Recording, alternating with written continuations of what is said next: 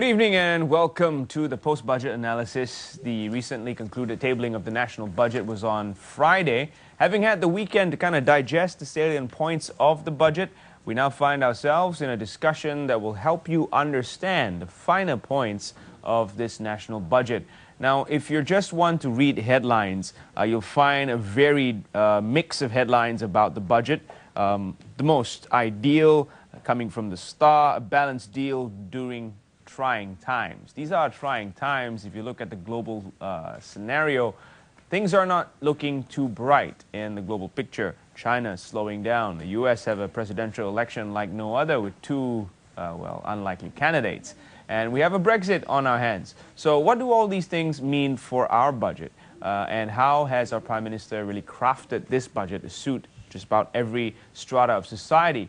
Let's start by taking a look at some of the finer points coming out of the budget, looking at the first paragraph, the definition, the deficit, and of course, growth moving forward. So we've got the first slide up, and this slide is to help you take a look at the entirety of the budget, the revenue coming in from the main tripod being oil and gas, direct taxes, and indirect taxes. And we're looking at a total figure of 219.7 billion ringgit. This means that our deficit is now at 3%, which is something to be lauded, looking at how we are to achieve parity by 2020.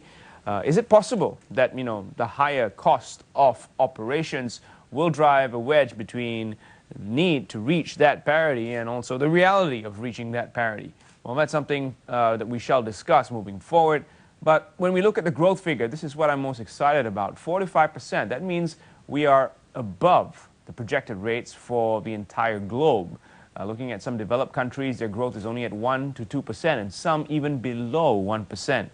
Many countries are projecting to be in a recession in the year 2017. So if Malaysia can bullishly say 4 to 5%, it does look like we have a good budget moving forward and a budget that helps us stay resilient. Let's look at our next slide, which is a concern on every Malaysian's mind: housing. Now, how do we meet the needs of the Asian housing mindset? If you don't own a house in Asia, you're deemed to be some kind of, failure. But the budget does take into consideration the option being, of course, renting. 10,000 units of homes will be built, and these are to be rolled out to individuals who are in the younger group of population, and they shall be allowed to rent for the term of 5 years. The four schemes that you see up on the slides, PPR, My Beautiful Home, PMR, and Prima, are all schemes that will be used to help move the housing agenda forward. 576 million for 11,250 PPR homes and 134 million for 9,850 homes. My Beautiful New Home is a scheme where 200 million is allocated to build houses on existing land, of course owned by the homeowner.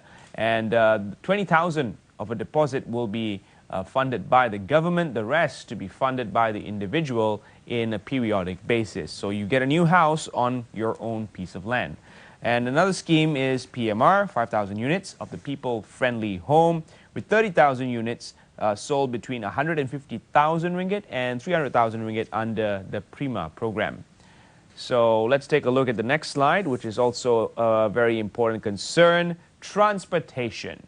Now, while the MRT and the Pan-Borneo Highway have continued budgets moving forward, these are some new introductions into this budget. 10 new trains set for the ETS, Johor Bahru to Padang Besar route, which means north-south transportation will now be quicker and will be able to cater for more people. And also an East Coast rail line and an East Coast railway line to be constructed to allow individuals who travel back to the East Coast to have an ease of moving there despite the heavy traffic, especially during festive seasons.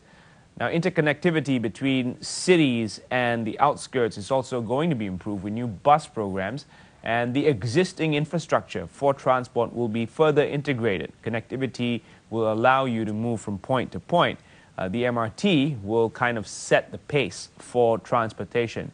And interesting to kind of compare the budget and what has been tabled with the SPAD, or the Land Public Transport 5-Year Transformation Report, which is also something you should take a look at. This document will detail the transformation program of the national agenda moving forward, and this will cover a wide range of land public transport, including rail and bus. So we should definitely look at both documents in parallel moving forward. Let's take a look at our next slide. Now, the SMEs were huge recipients under this budget. For the first time, there's some income tax relief for SMEs who actually score a profit of a certain amount. And there have been allocations under various institutions to enable new business to grow. It's projected that the national revenue from corporate tax will increase despite a point reduction, which means that either corporates are doing better business or there are more new businesses entering the market space. So we see 100 million allocated for funds to be disbursed under the SME Bank, 100 million to be allocated under Yayasan Peneraju, Pendidikan Bumiputra, and 200 million and 120 million each from other funds, including PUNB. So these are all funds that the SMEs will now have more access to. Now, how these funds will be disbursed and will it reach the core focus group? That's the big question. Let's take a look at our final slide. Now, education. Some headlines have said education was hit bad. We look at the public institutions of higher learning in the country who've had their operating expenditures slashed. But nevertheless, 4.3 billion ringgit for scholarships, 7.4 billion allocated for public universities, and to give further incentives to individuals currently under the PTPTN scholarship, full settlement, be given a 15% discount, salary deduction. If you choose this option, you will be given a 10% discount. So these are all means to an end, really, to help collect the revenue back from the lenders, so this revenue can then be channeled back to potential future borrowers. Now, when you look at the entirety of the budget, there are so many aspects to cover, and I know covering everything within the scope of 1 hour will be quite difficult. So, before we get into talking with our guests in the studio, we've gone out and taken a look at what some prominent individuals have to say about the national budget. Let's take a look at this very first Vox Pop.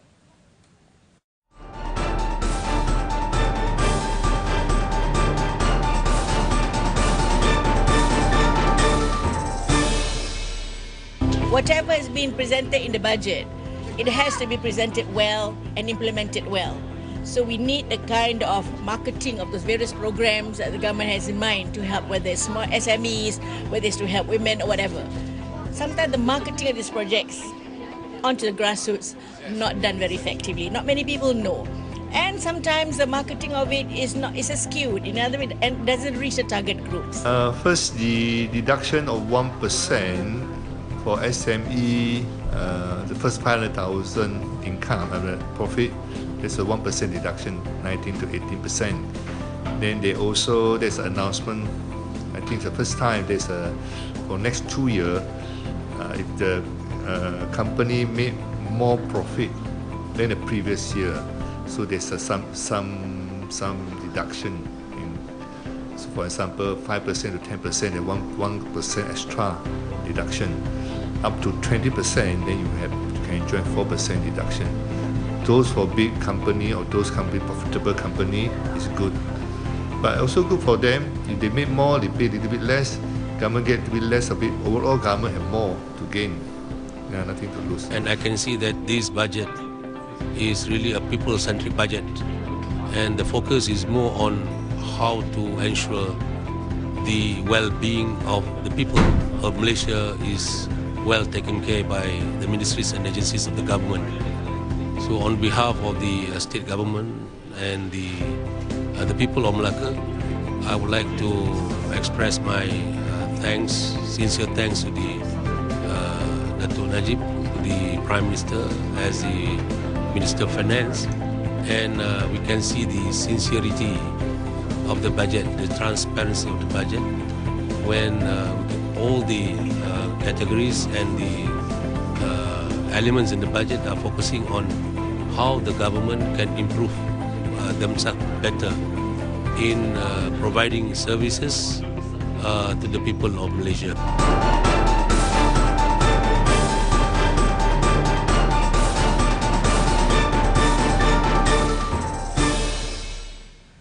Well, there you have it, some very prominent individuals giving their take on the budget. And so we move on into our discussion. Having had the weekend to digest the budget, we now have in the studio our guest, Dr. Yusuf Sari, Senior Lecturer with the Faculty of Economics and Management, UPM. Welcome, Doctor. Yes, thank you very much, Terence. And we also have Hajar Rohani, Dato' Muhammad Shahir, who is the Chief Executive of Hijrah Wealth Management, Sdn Bhd. Thank you for joining us. Thanks, Terence. Welcome back. Yes.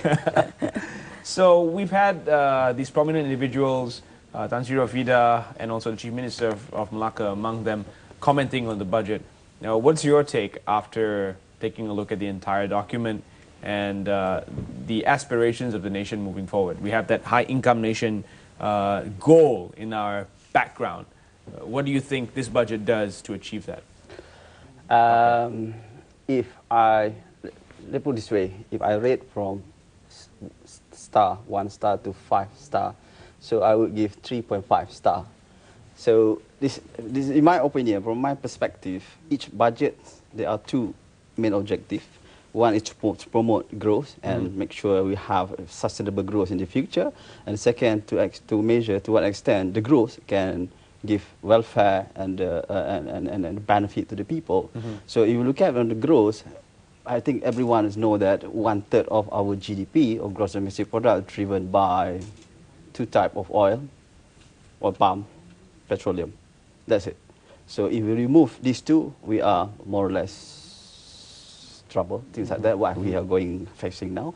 So I did not see effort try to promote economic diversification or to find new source of growth or potential source of growth that can be considered for the future, or at least now, as alternative to the weak sector, to the weaker sector because of commodity prices going down.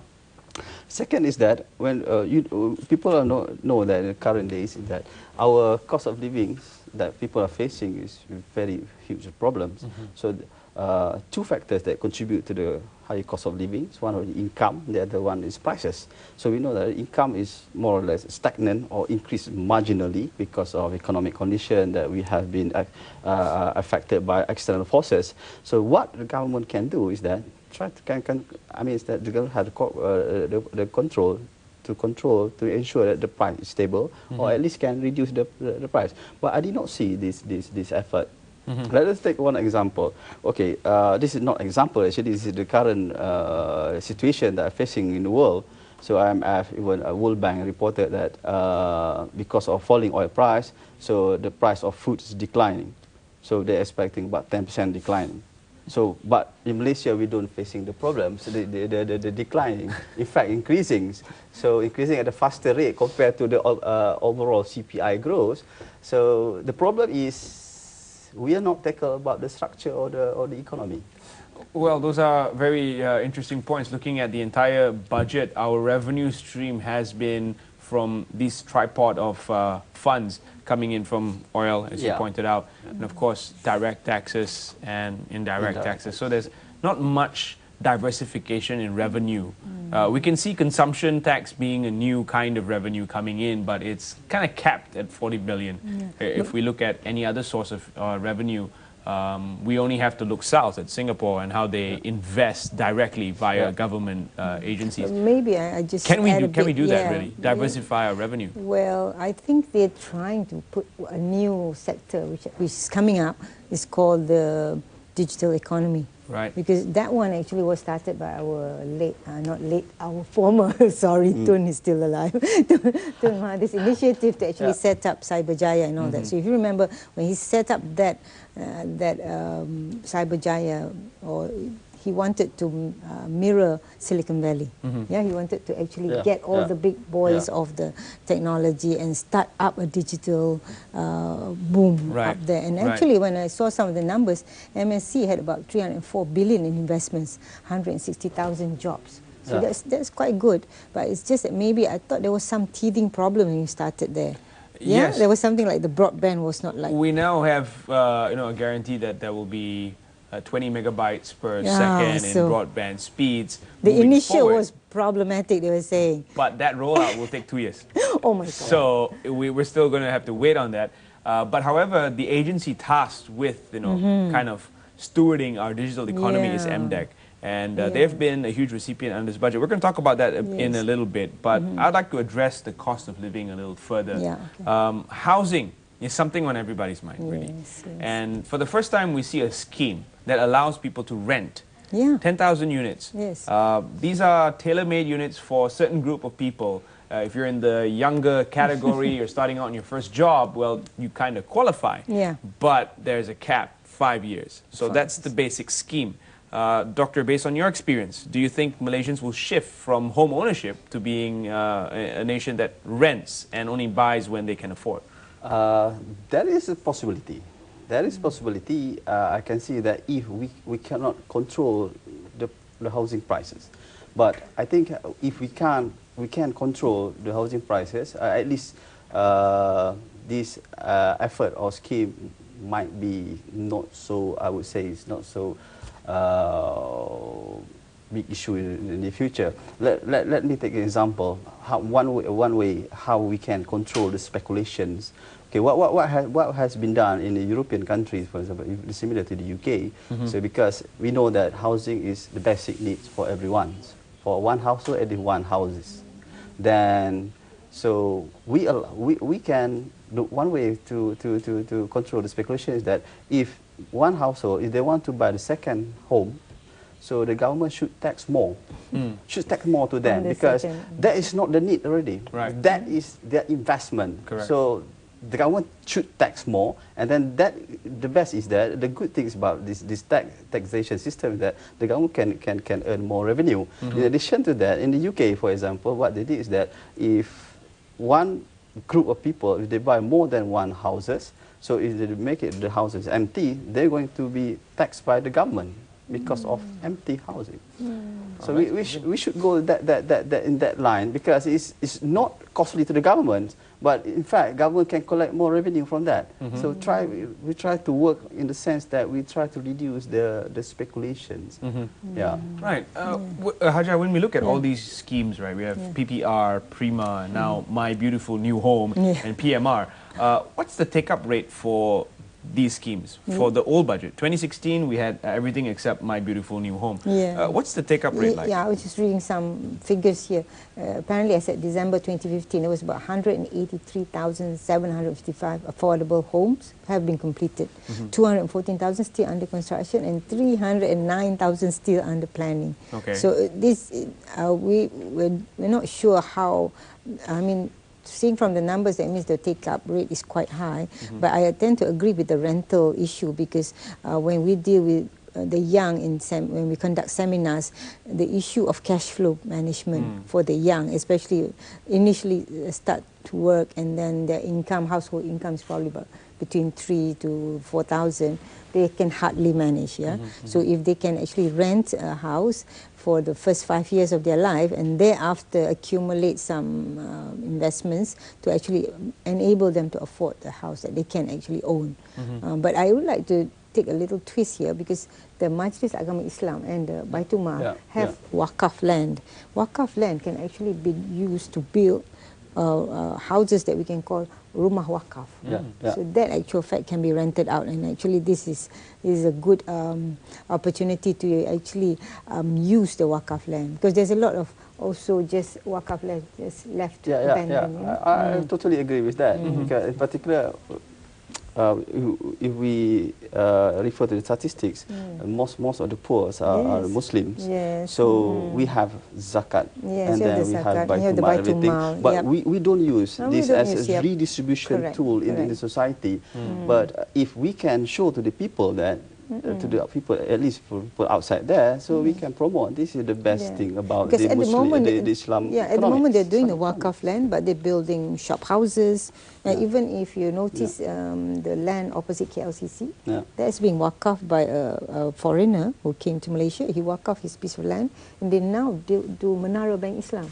So it's a good example of wakaf being put in place. So if the government can actually gather up all these institutions and put together a land bank, this would be a very good opportunity. Oh, that's an interesting point. I don't think I've heard that point being raised before. So I believe that a lot of people following this discussion, be intrigued by that and how agencies responsible can move forward with that suggestion. I think it's a very pertinent suggestion. We help individuals of this lower income group, the B40, really move forward with their housing needs. Now we're going to take a quick break on that note, and when we come back, we'll address the cost of living and BRIM and how targeted subsidies are helping or otherwise the targeted group, the B40, in moving forward with their economic needs. Now, we left off talking about housing. It's time to now focus on how rakyat-centric this budget is, and the best way to start is with BRIM, targeted subsidies.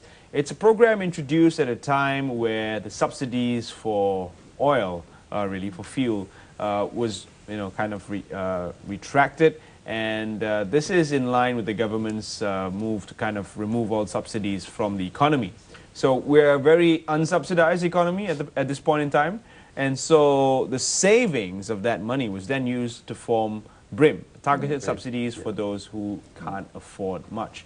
B40, they were called. How effective has BRIM been, seeing as how there's an increase now in the pool of funds required to actually address this group of people? If you look at the objective of BRIM itself, is to help the poor or low income group and to reduce the burden of cost of living. Right. So if we focus on that objective, at least based on my observations, BRIM is less effective. But BRIM surely have effective impact on promoting the growth. Even for our previous quarter of GDP, BRIM is one of the contributing factors or contributing flows to the economy through private consumption. But back to the main objectives, that to promote or to help the poor people is less effective. I think many people can observe that even those who receive the BRIM, they receive today, so the next day I don't think they're going to buy food items, mostly mobile phones, so on and so forth. So I mean, one thing is that we have to control behavior and consumption of the low-income household. That's what has been done in the US or other developing countries. They don't give the cash. They give you food stamps. Food stamp, exactly. To ensure that the food stamp is really, people really buy what they need. Right. In particular, we were talking about the increasing food prices. This is the time to use the BRIM. The second is that I think we should promote the productivity-driven transfer, because we don't want to have a society, it's lazy society. I'm just sitting at home and then I receive the dole mentality. Exactly. Even one study of zakat, Selangor in the past. So what the researcher found is that when you give more zakat, and you create more poverty. So because there is no intention to move from they fail to escape from see, poverty. actually in Islam, the hand that gives is better than the hand that receives. Exactly. So a lot of the zakat recipients always think that it's their right to get, which is the wrong mindset. The privilege becomes an entitlement. Yeah. Exactly. It should be conditional transfer. Okay. How do we make this conditional? These are individuals who say that they've been hit by the cost of living the most, because they are almost 100% of their earnings is spent. There's very little being saved. So by giving them BRIM, it's seen as targeted to help them purchase the essential goods. But the discipline to do so is something completely different. How do we make them realize that this is how they should spend their money, one? And two, what kind of structured ways, other structured ways, for example, food stamps, or maybe public transportation cards, which can help them People should think of those access public transportation. address their basic needs. Address the basic needs. Should we think about re-looking at what BRIM is all about? But actually, once you disturb the existing format, you're going to get people very angry. I mean, that's one thing for sure, right? For I mean, sure. I'm so used to getting my ampao. Suddenly, you want to change it with stamps. I mean, you're going to get may people not feel angry. as good as cash. So to change this takes a bit of convincing. But they need to be educated that is why it's best for them.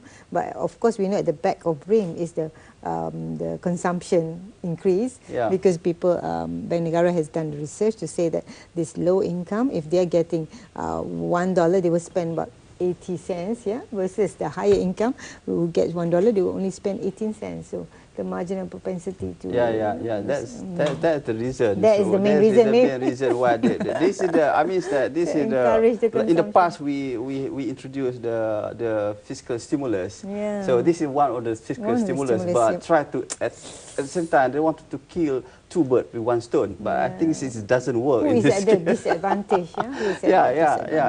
Exactly. I mean, that when the government, Bank Negara say that, so we should give a transfer to the marginalized people or lower income household, we should introduce a couple of years back by giving food stamp. Yeah. Well, why didn't they come up? Exactly. Then now, if we want to start change the system, surely people will get angry. You have how many people get angry at you? 7.4 million. 7.4 million. Even not happy with food stamps. My home staff oh my God! And they're going to hit you first.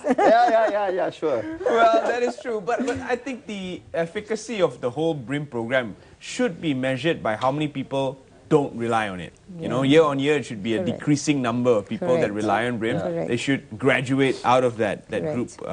So I guess encouraging there the has people to be a yardstick to measure go into Uber and Grab car. That is okay, but I heard the taxi drivers don't like that. That's an interesting mention in the budget there. You know, I was not so keen on the mention of Uber because Uber, they don't really provide any insurance for the riders. Grab, however, does. So there's a distinction. Fine. Exactly. So we're moving into transportation now on that note.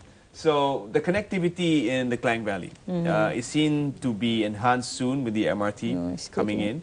And then there will be, of course, interconnected buses and, of course, taxis still play a very important role. So we have to leave our cars at home. So the objective is to leave your cars at home. But then on the flip side, there's this impetus to buy new Protons, which is also in the budget. So what do you make of this? I think this issue was raised in, I think, if I remember correctly, 2009 or before, during era Pak Lah.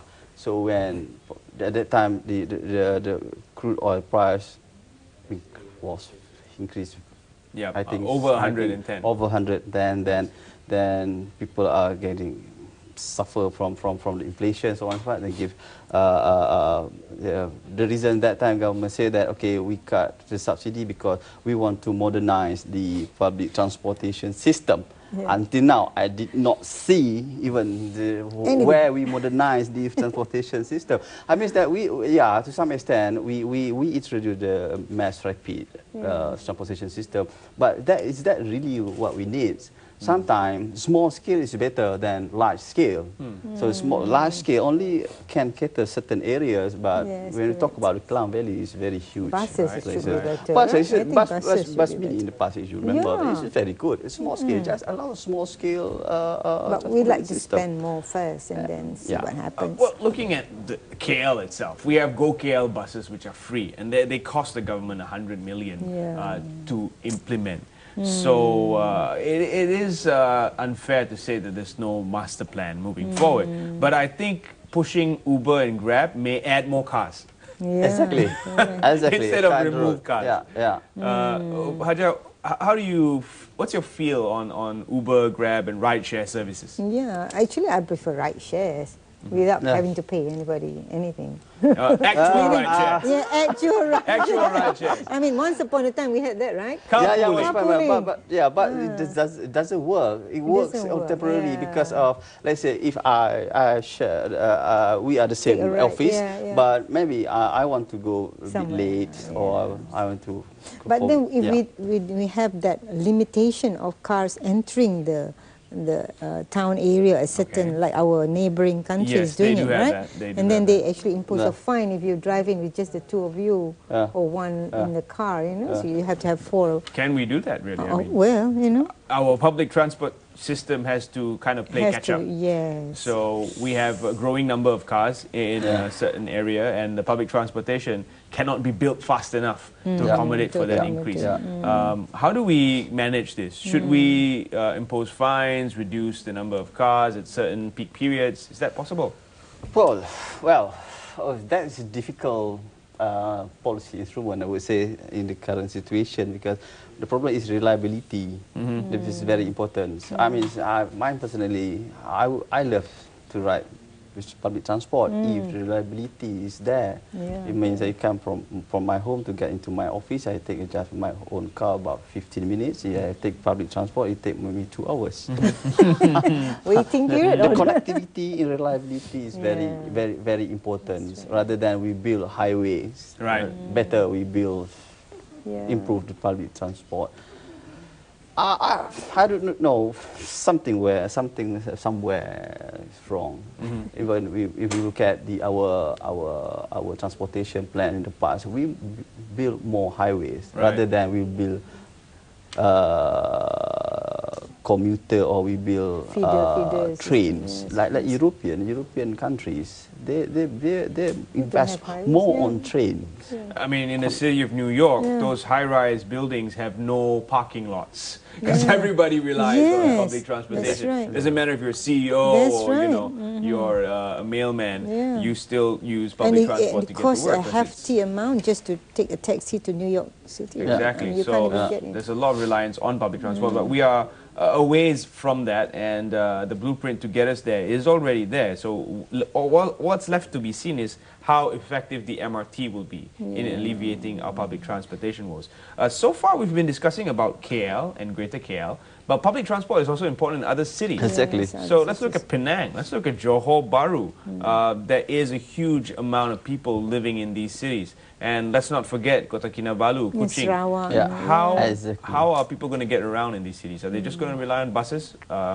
These cities are going to grow. Yeah. I think they really need to put a think tank that really works and think for the rakyat, Each state or each country we go to have its different unique challenges. Like if you go to Sarawak, you cannot talk about having a simple solution like in KL. If you go to Penang, each city they have their own unique problems. So involve their own local people. Don't try and give everybody the same solution. So stop thinking like that. I mean, just go to the localities involved, talk to the people, and then get their input, and then roll out the plan.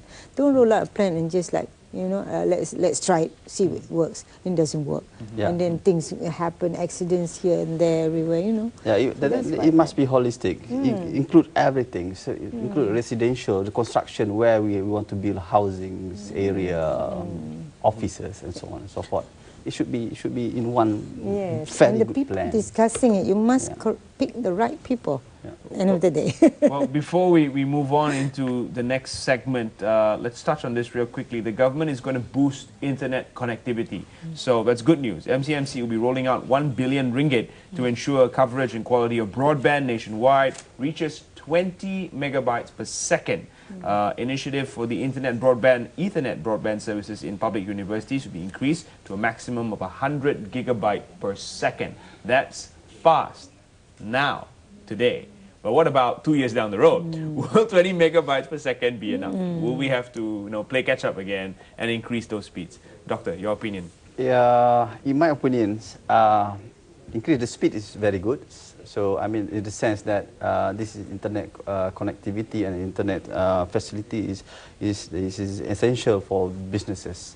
So I mean, just to take an example in the Netherlands, when I left the Netherlands last 4 years, and I came last month, I visited again.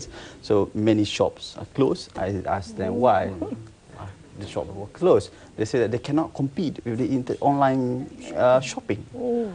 So this is very important points that so this internet will have implication in the sense that can reduce the cost of production and cost of consumer to get products, and at the same time will help the producer or businesses to marketing the product. It's very good because you cut the middleman. Exactly, you cut the middleman. Then I think that's the way forward. In fact, many developed countries already have very good facility for internet and the speeds, and then This is very, very, Yeah, very no helpful. longer brick and mortar business. Yeah. I mean, you don't need to have a shop house. Yeah. So we cut down on those kind of construction. Exactly. You just go on your whatever Online store. economy. Yes, I mean, those kind of thing. And then they're looking at 1 million digital workers, Right. coders, application developers, software engineers. So these are all new things. I mean, why don't we think fresh ahead of, like you say, let's think ahead. So by the time you come here, people are thinking far more ahead than you. I thought all of our guys have gone to see Silicon Valley, have gone to see all this place. What happened? We just don't go there for holiday and come back and don't implement things, you know. Think Right. seriously lah, and then let's stop, you know, joking around things like this, you know. We Yeah. just do it seriously. I know there have been many trips made to Silicon Yeah. Valley, but the Implementation, outcome yep. of all that is, of course, championed by MDEC, which is tasked with moving our digital economy forward. So they've got a program called My Digital Maker, Yeah. which Well, I'm kind of enables confident she's a lady, okay? And that CEO. which enables high school Inshallah, she'll students get- which enables high school students to actually learn coding and very develop good. those skills. Yeah. So it's essential. We have a new economy ahead of us. Yes. There's things like data scientists, data analysts, even at the entry level, there are Yes. people who can just help by crowdsourcing data. Yeah. So do you think this new economy is something that we haven't really looked into Yeah. seriously? We're just kind of scraping the surface. Actually, this is not something new for developed countries. They have discovered so-called digital economy with superb internet connections, so on and so forth, and also big data. So we just emphasize in 2017's budgets the issue of big data, because actually for the new millennium or the current days, so if you are controlling the database, you are the champion. Right. So everything. I mean that we need to move actually earlier than now, actually, because you know that for many institutions they have their own data, so everything keeps secretly silo. confidential in silos, I see. and then why not we integrate Share, them, I see. sharing data center. This will be very helpful for the country, and then not only for, I think maybe- especially for policymakers, for the economy. That so on. means MDEC cannot do it alone. Maybe they should just rope in a few I think people from. I think this is my experience. I can share with you. I don't care. So,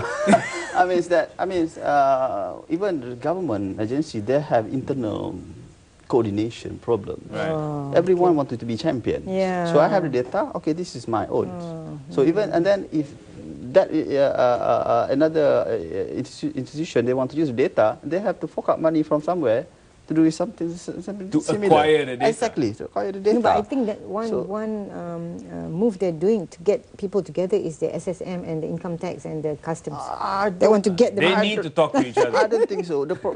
Based on my consultation with them, is that at the middle level, even a senior level officer, it doesn't work. It seems to be that the prime minister should be chair.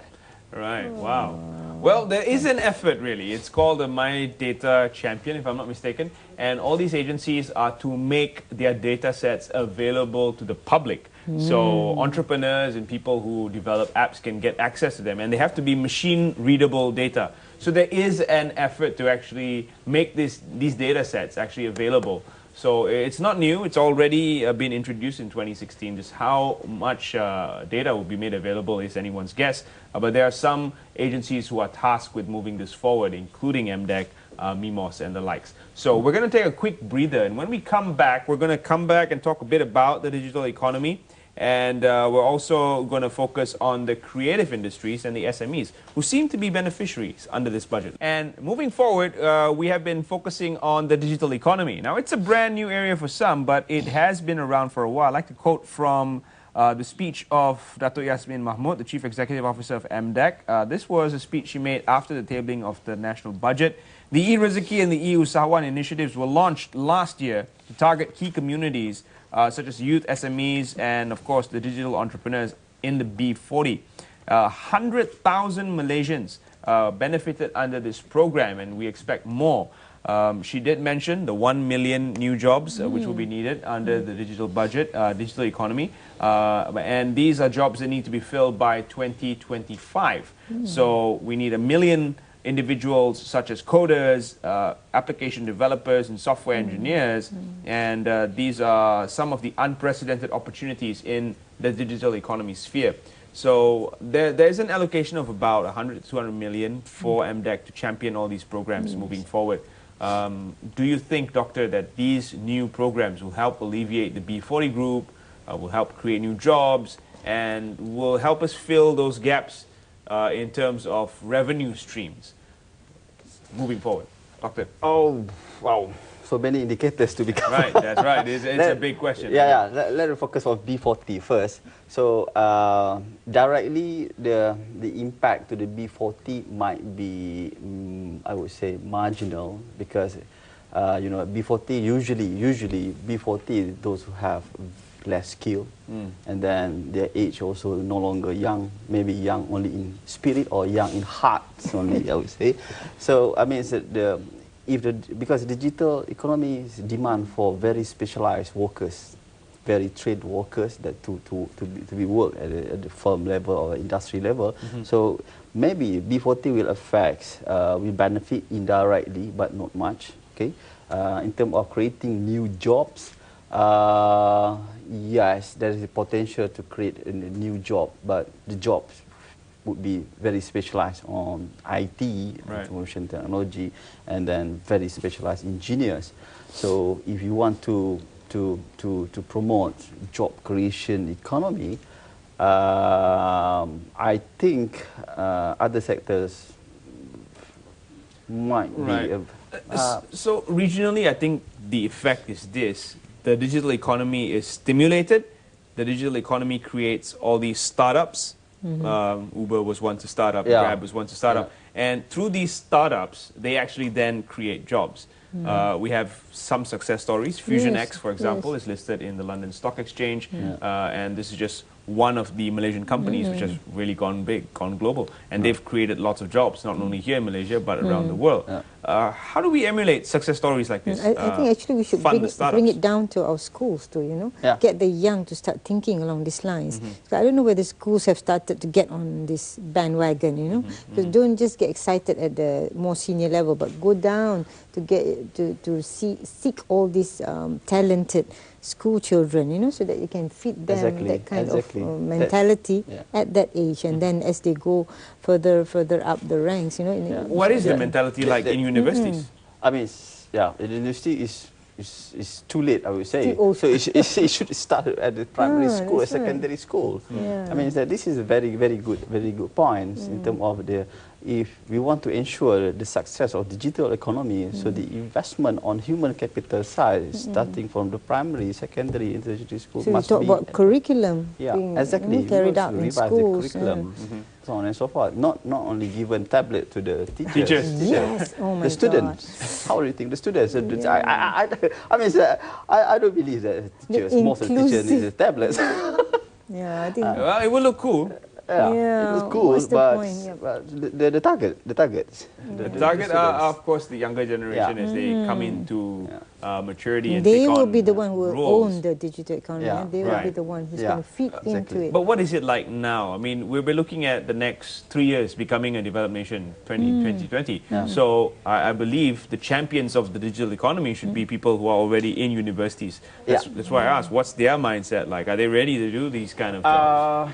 At university, I think most of them, I mean, the large part of students, they are ready. Actually, even to some extent, they are advanced than the lecturer or the teachers in terms of digital economy. Even the university, we already, I think, moved towards this digital. So we paperless, nothing. Paperless, all the courses, no filings, online. Clouding and whatever. Yeah, exactly. So we are ready to be a digital economy at the university, but I do not know at the primary or the secondary school, because we are university. We receive product from the school, primary and secondary school. Right. That's the issue.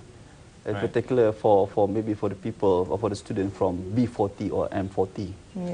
But the digital entrepreneurs is also an angle, because from what I hear, I think Mara is also giving some loans to these people. They call them technopreneurs. And in some universities like UniKL is hot into this kind of issues. You know, so universities also need to get faculties out to actually address this growing need. Even the government should start. For example, KPDKK. So they are, I mean, that they have, maybe they have enforcement officers, maybe thousands. They want to cover the entire nation. Oh, they should This be is smart, not yeah, enough. yeah, So that's right. one way to solve their problem is that try to educate the people or try to develop the software or programs where people in Serdang, for example, if they when they go to the markets, so they can simply update the price or so on and so forth, and then the community just monitor. Right. So this is very minimal cost to the government. There is some take up on systems like that, but it's very seasonal, I think. During festive seasons, people will tend to report more, Yeah. and then after festive seasons, there will be less reporting because people just don't have the time. This is maybe my observation. It may be rather crude, but when we look at the digital economy, it is all-encompassing. Initially, when Magic was introduced and Cheryl was the CEO, a lot of the criticisms for Magic was that it's all based on tech. But tech is everything nowadays. It's so permeating into every part of our lives. So do you think that, you know, traditional economies like agriculture, farming, these are people who are working in these fields that need to be brought on to the digital revolution? They can actually fit into the online shoppers kind of thing. So They you can have to. buy from They have to. homegrown produce, but you market it through the internet and then deliver it to your home. You know? That would be so great. Exactly. Yeah, you can do This that. is what we call it technological Matching. improvement Yeah. in the production process. So this will help reduce the cost of production and can increase the sales. Yeah, So and the margin, profit exactly. margin. So we can imagine that farmers, paddy farmers in the field, so they have very good apps. Yeah, and fishermen too. Exactly. So if fishermen poor, you Yeah. know, fishermen get Right. cut off in the Yeah. halfway by this somebody. is very serious. This is take very profits. serious and very valid issue, because what we are facing now is that one of the reasons why we have been trapped in the middle income nation or middle income country, because of we lacking in technology, innovations compared to Korea. So in 1970s, we know that Korea is the same level as Malaysia. Even they are worse than us. Right. So even very short What period, happened, they have been a very advanced country, very digitalized economy. Well, let's move on to our final point here, a little bit on education. Haja, we have 15% discount for outstanding debt full settlement, Haja, and 10% discount for payment of at least 50% of outstanding debt. What does this say about the culture of debt repayment among students? It's very sad to see. Because I've met people at PTPTN and they shared me their sad story. And then the worrying thing is that recently 1.3 million new names have gone into CCRIS reports. These are students who have not even paid $1 from borrowing from PTPTN. So actual fact, if you're a Muslim and you borrow and you don't pay, is a big no-no, okay? So meaning you don't just take loans and don't pay.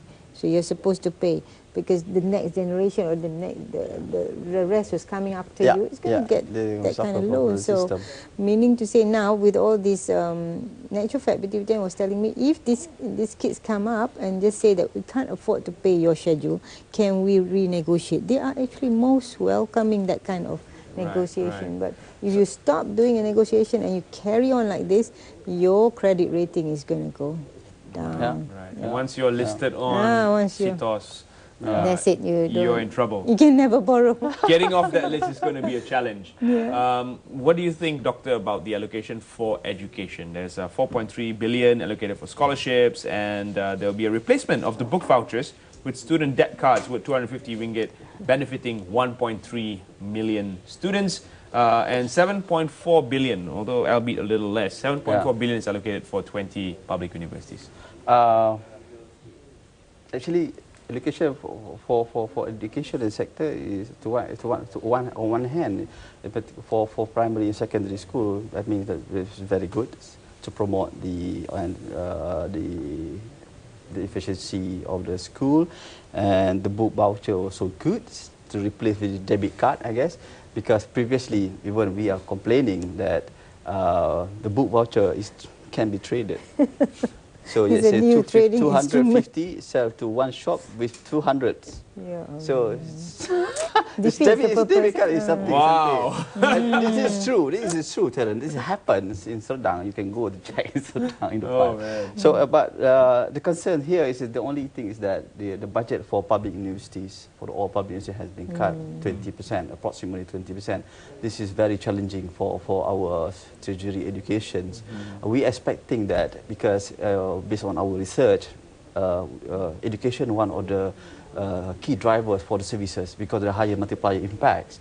So when you cut the operating budget, meaning that more people, I guess, in 2017, more people will get unemployed because some of the contract workers, they depend on operating budgets. Right. So will be unemployed, and then of course, and then the university did not allow to increase the fees, tuition fees.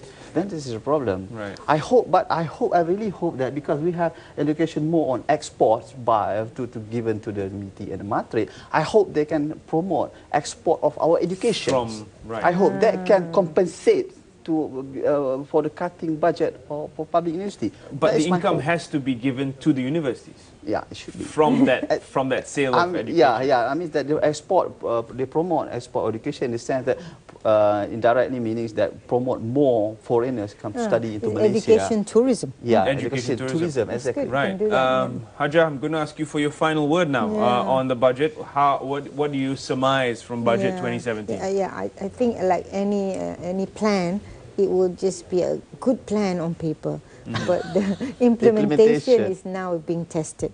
So those of you who are being actually entrusted to implement it, please do it to the utmost of your highest integrity, because sometimes most of us think that it's just a job, but always believe some up there is watching you, so Allah subhanahu wa ta'ala is watching you. So if you think you can just, cut your frills here and there, don't forget, you're going to be accounted. So, Doctor, your final word on budget 2017 and how this paves the way to a developed nation. Yeah, so my word is very simple. So I have headache, but the medication that I got is not for my headache, but for my back pain for a little bit. This. I mean, that one example is we tried. In fact, 2016 and 17, we still invest a lot on agricultural sector, but the price of food still is increasing. So we. Well, I guess there are a lot of unanswered questions about the budget. Stay tuned to RTM. We'll have more discussion on the budget moving forward, and we'll be trying to keep you updated with the various figures that come out of the budget. Good news is that GST will remain at 6%, so you can't expect any multiplier on an increase of price going forward. So on that note, this has been a people-centric budget. All the areas of society have been touched on and covered to a large extent.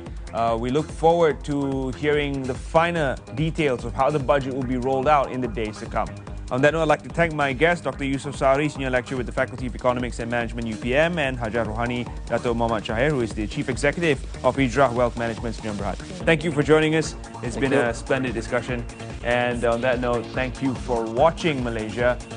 We look forward to your feedback on RTM My Budget 2017, RTM Budget 2017. Those are the hashtags you can use to channel your feedback as we discuss the budget in the coming days. I'm Terence Das, signing off. Thank you for watching.